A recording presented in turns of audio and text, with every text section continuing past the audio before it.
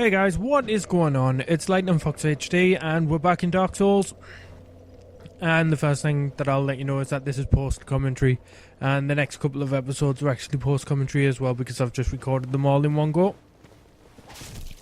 So if you remember, at the end of the last episode we managed to finally get to Blighttown after much delaying, and we went face to face with Quelaag.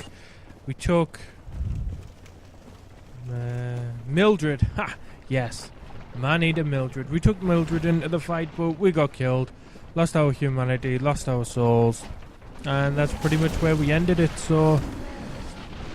It's been a couple of days since I played on it, and I thought in order to play a little bit better I would actually record the commentary afterwards, because it's still pretty hard for me to focus on both at the same time, and I was getting a bit sick of playing rubbish, to be honest with you. So, that's what this is.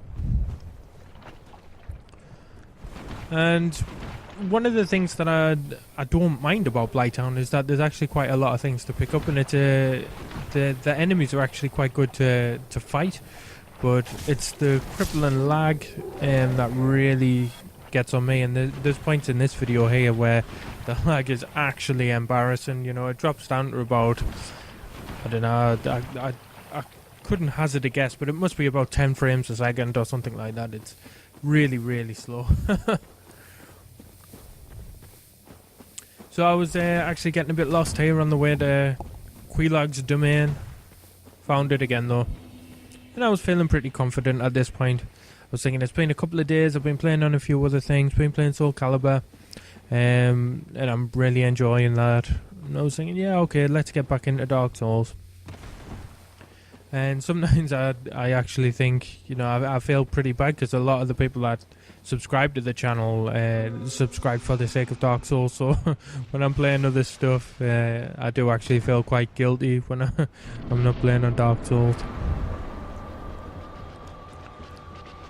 So the first thing I did was go and get my souls, obviously, always the best thing to do. And I decided to try and employ the stick as close as you can, and what would you call it? Close to trouble, far from danger sort of technique. Managed to fall for that again though. And I actually got blasted into the lava. Nice. Run away a bit, try and make up a bit of space. One of the things about Quelaag that I noticed, there's the camera pulling out miles, is that she doesn't really give up very easily. She'll chase you down until she gets you. So it's hard to actually get a moment to use the Estus flask. But then I'm just two-handing, no point in using the shield, and I know that I'm not going to be using it, so just went all out with it. Expert dodge for the lava and the sword there, not bad. Stamina management's a bit of an issue, but it's going well so far. Pushed back. Ooh, that was actually really close to the fire there. There's the camera pulling back again, looking a little bit like World of Warcraft. Estus up, get close. I'm trying to watch for her doing the explosion move as well, because that's the one that, I mean, the lava's not too bad as long as you're only on the edge of it, and the sword doesn't do very much damage at all, so it's mainly just watching out for the explosion move that she does, and it's pretty clearly signposted. I've realised that now. There, I just ran straight into the lava. I was lucky to escape it alive, and now I'm thinking I'm really gonna have to get some Estus here, but she's already on top of us, so I panicked a little bit there, but we got the moments we needed to Estus up. And missed the explosion again. Like a fool. Trying to think of a relevant word to what I was.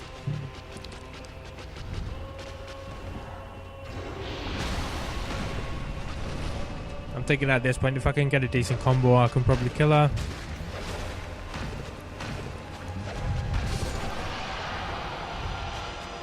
Job done. And I'm pretty happy about that. The last couple of days I've been thinking, oh god, Quelaag. And I was thinking I couldn't really be bothered to humanity up and try and get Mildred. I need a Mildred. Yeah, get Mildred into the fight again, and when they're getting invaded, and so I'm happy that I did it solo, and I think I did it quite well. Other than the two obvious mistakes where I got exploded, it wasn't too bad, and we got some souls out of it as well, which is pretty sweet. And this is the second Bell of Awakening.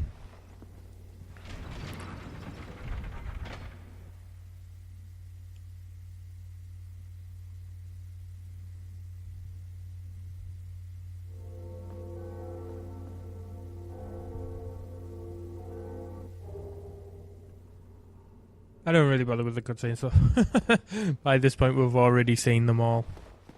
And if you haven't, then apologies, but it would be better for you to be playing the game first hand anyway. And I agree with this, it is quite a gorgeous view. It's something that I always like to see. The bright glowing lava is actually pretty sweet when you see it, especially for the first time. I think Lost Izalith and this whole area looks pretty good because it's so radically different from, you know, the castle setting where you start off in the Undead Burg and then you're in the parish, and it all follows a similar sort of format. And by this point I'd already been to the Darkroot Basin or the Darkroot Forest, which is another cool looking place. But one of the main things that I love about Dark Souls is the huge diversity in not only the backgrounds but also the colour palette that they use as well. You know, you've got stuff like the Crystal Caves, which are completely blue. You've got Lost Izalith, that's pretty much completely red. The forest, which is almost completely green. And then you've got the castle area, which is grey. And it's just an awesome synergy, and it's something that works. You know, you get games these days that they've got a colour palette and they just run with it. I have no idea why I bothered to join the Covenant. I don't know. I just did it.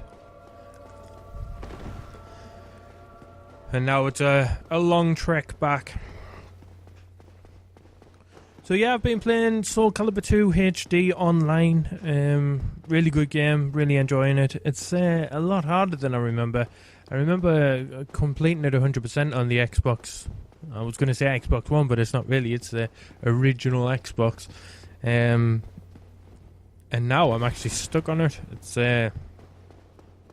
pretty hard. Harder than I remember.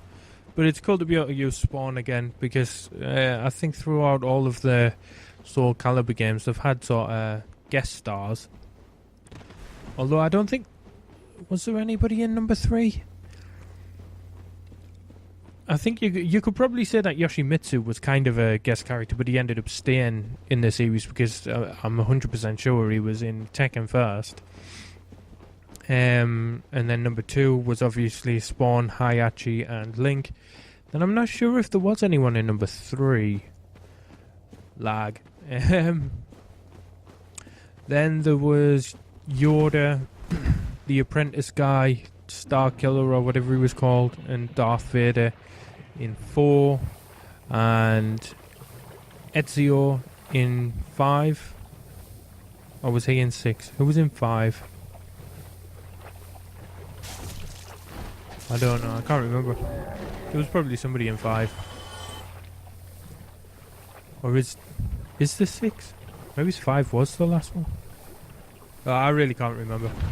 But yeah, I'm enjoying it. It's cool. It reminds us a little bit of Dark Souls. I like how you can do the Weapon Master mode and pick up the extra weapons and stuff. And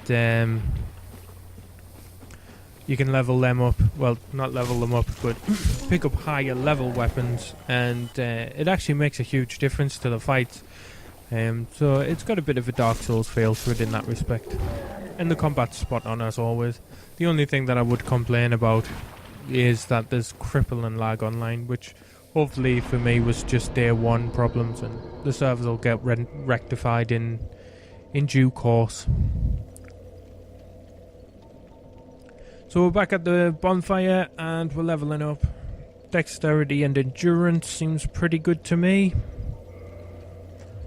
Was just checking the difference that it would make, and it was actually pretty big. 4 points of stamina.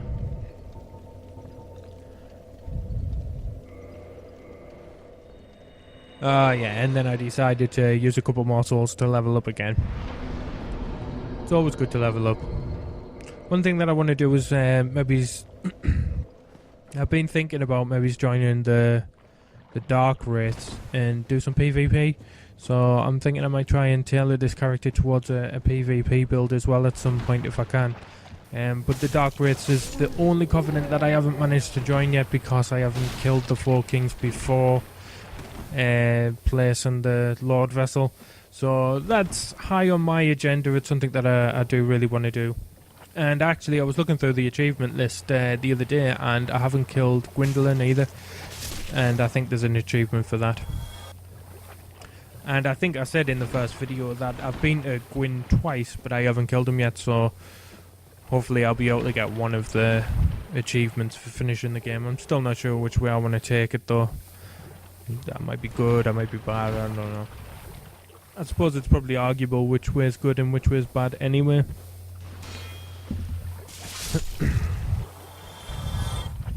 These flies, man, they are amongst the most irritating enemies in the entire game. When they start... Is it toxic? I think it's toxic that they give you. But look at that! Going mental on my shield. And at this point I was enjoying the game, and I just thought, you know what, I'm gonna pick up these few bits and pieces around the area. It's not often that I'm in a good mood when I'm in Blighttown, so I was gonna take the opportunity to have as much fun as I could. And I'm pretty sure this is where the other Izalith witch person is, isn't it? What you call Quelaag, I think. The one that gives you the badass pyromancy hand when you've ascended it. These guys are people that I tried to avoid as much as I can, but I thought about getting a bit of practice in with them. Took on 2 at the same time by accident as well. They've got a predictable moveset, but it's if you make a mistake, they will punish you for it, and when there's 2 of them it can be even worse. But the enemies themselves aren't particularly hard to kill. Just came over here to encourage him to do the ball roll so that I could get a bit of a distance between us. And there you go, free backstab once they do that. It'd be cool if you could actually use that huge rock as a weapon in the game. Probably takes strength like 10,000 or something though.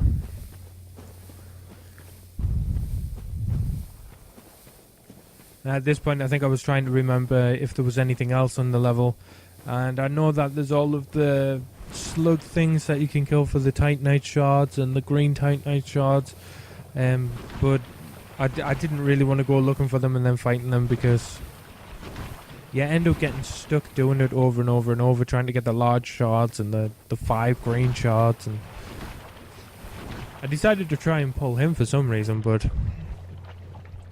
you'll see momentarily that he ends up forgetting I exist. There's the poison filling back up again. I'm just looking around as it lags. I don't know how it makes us feel. Like, I just wonder why why it exists to such a bad degree. I know it's a huge open world and there's a lot of areas that are joined together. There's the dude forgetting I exist there. But I don't know, I think it's probably the water more than anything else that does it in Dark Souls, because it does the same in New Londo.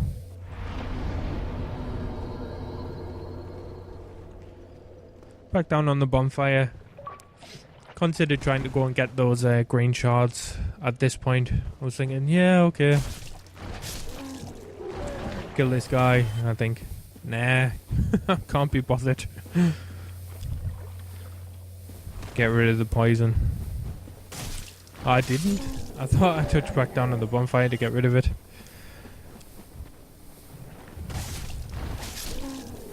So this looks to be a bigger episode than normal.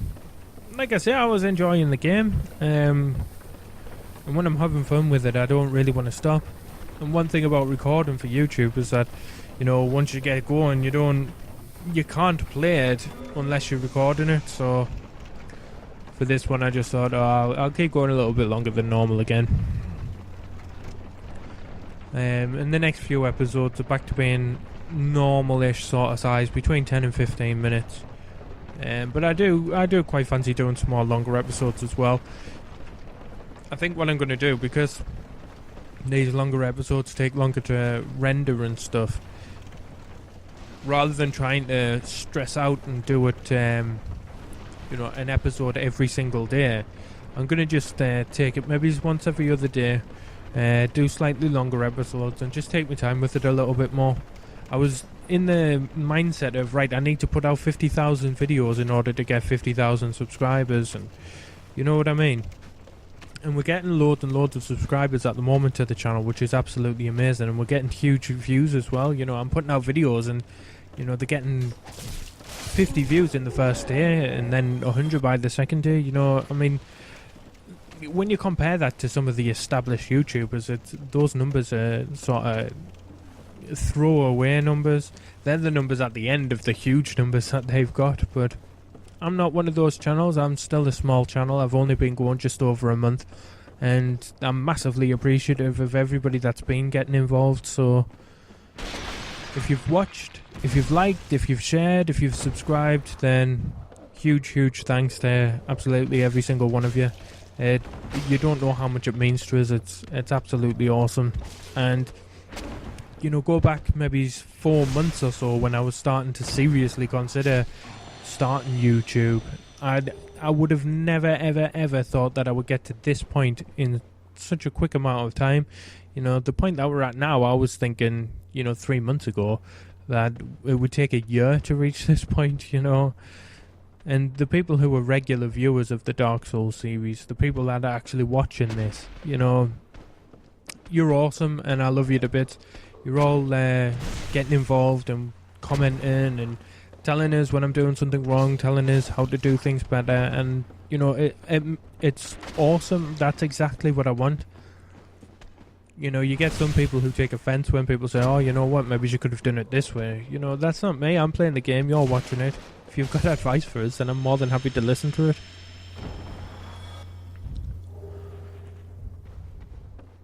Decided to take these barbarian guys on. I was doing good. I was playing well. And the difference to me is not having to worry about talking at the same time. This is probably more how I would have played a couple of months ago, when I was playing Dark Souls every single day. So I'm happy that I can actually show you, I'm not terrible at the game.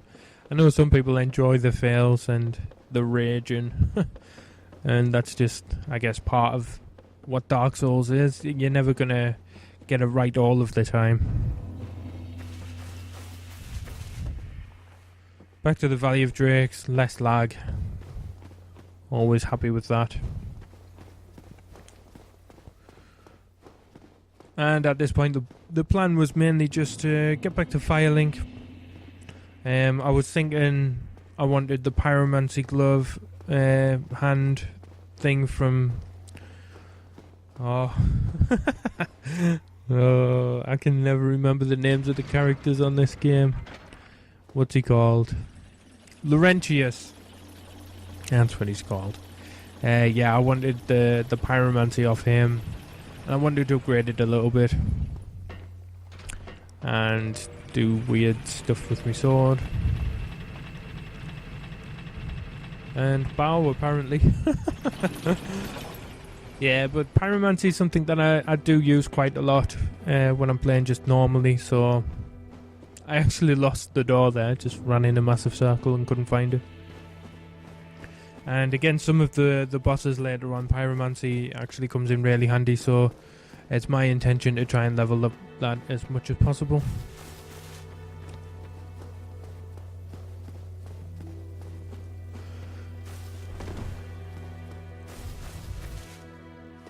Crestfallen dude.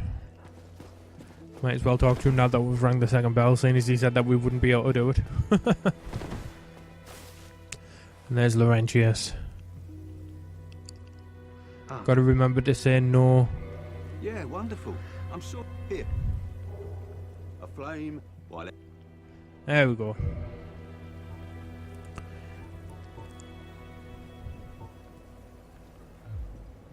Goodbye then. Be safe. Trying to work out what I wanted to use.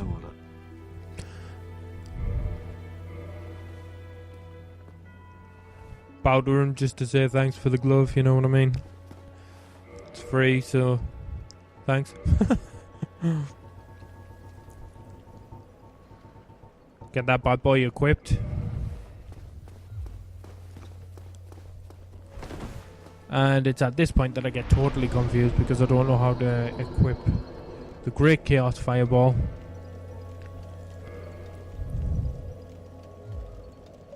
Put the Poison Mist on instead, but I didn't really want it. I'm trying to work it out now. I'm thinking, how do I put that on? Do I need to upgrade something? I still don't think I know how to do it.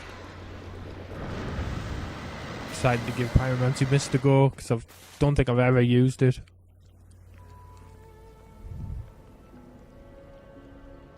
Said no to that because I think it sends him off on a mission and he ends up dying and going hollow. And I didn't want that to happen just yet. And I decided to upgrade the Pyromancy as much as I could because the more you upgrade it, the better it is, which is probably an obvious thing to say, but it's something that's really, really handy, especially from this point of the game forward. Still trying to work out how to put the Great Chaos Fireball on.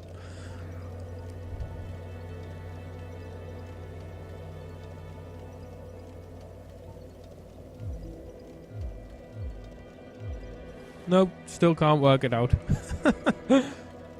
I'm guessing that you need to probably ascend Pyromancy Flame, or at least level it up. I don't think it needs any stats upgraded, but I might be wrong. If you know the answer, then feel free to let us know, because even at this point now, after I've finished playing it, I still don't know how to equip it. But it's not something that I'm particularly bothered about, because I do end up buying just the normal one. And I went the long way on using all of these souls.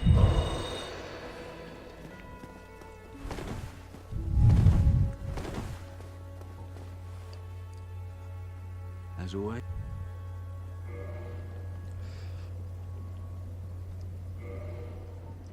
There we go, buy the fire orb.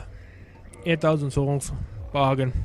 Goodbye then. And then I'm like something silly like 24 points away from leveling it up one more time.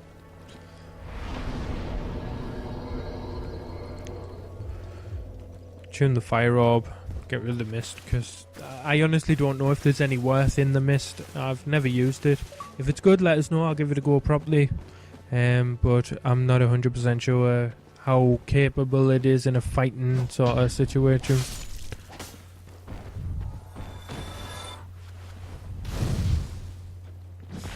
Decided to try it out.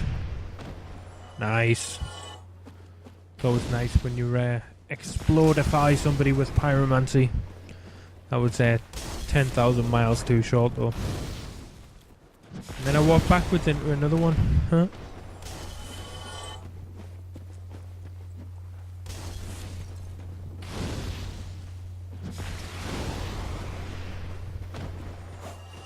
There we go. And a backstab. And I'm sure I noticed something glowing out of the side of my eye, but I don't think I did. Go and investigate. Was there something?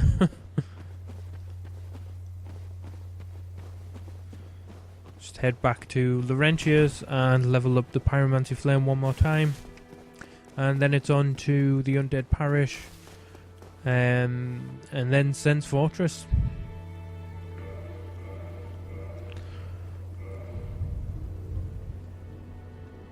Sen's is one of those levels where I always dread it. And I feel as if I've probably said that about every single part of the game. But I dread Blighttown because it's so laggy and I get frustrated with it. I dread Sens because I always end up getting hit by those bloody swinging blades. And I dread Anor Londo because I'm terrible, probably the worst you'll ever see. I'm fighting bloody Ornstein and Smo. I hate them so much. They're the most frustrating bosses in the game. But I think for this one I'm going to try and level up my sword a little bit more. And take out Smo first because I want to get Ornstein's armor if I can. And I'm thinking once I finish this playthrough I'm going to run it straight into New Game Plus as well. And like I said, I want to get the Red Eye Orb so that I can do invasions. Because I think PvP will be quite interesting and it'll add some longevity to the series. I'm hoping Dark Souls can be something that I have on the channel always. You know, like there won't be a time when Dark Souls isn't something that I'm doing. Decided to snake up on this guy and pyromancy him to death. Didn't have a clue. Be wary of Caster. Destroy everything. And I surprised myself by remembering that these guys are here. I usually forget.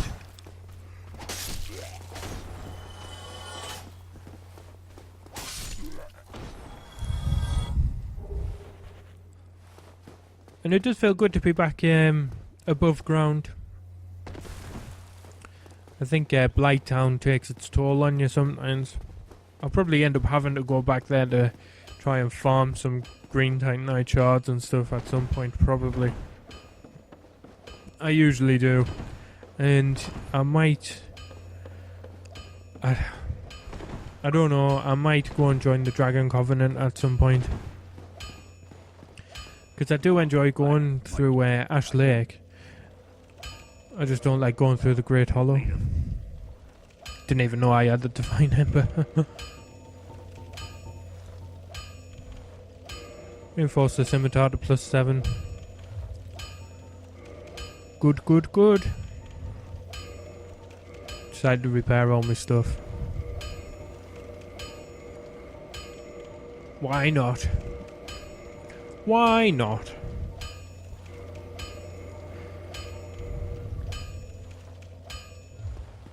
Hey guys, this is pretty much the end of the video now. So we'll be heading to Sen's Fortress next. I can't remember exactly when I stopped playing, so I better say my bit spiel now. So if you've liked the video, if you've enjoyed it, then please leave a like. If you want to see more, then please subscribe. That's where we're going next time. And until next time, guys, stay awesome.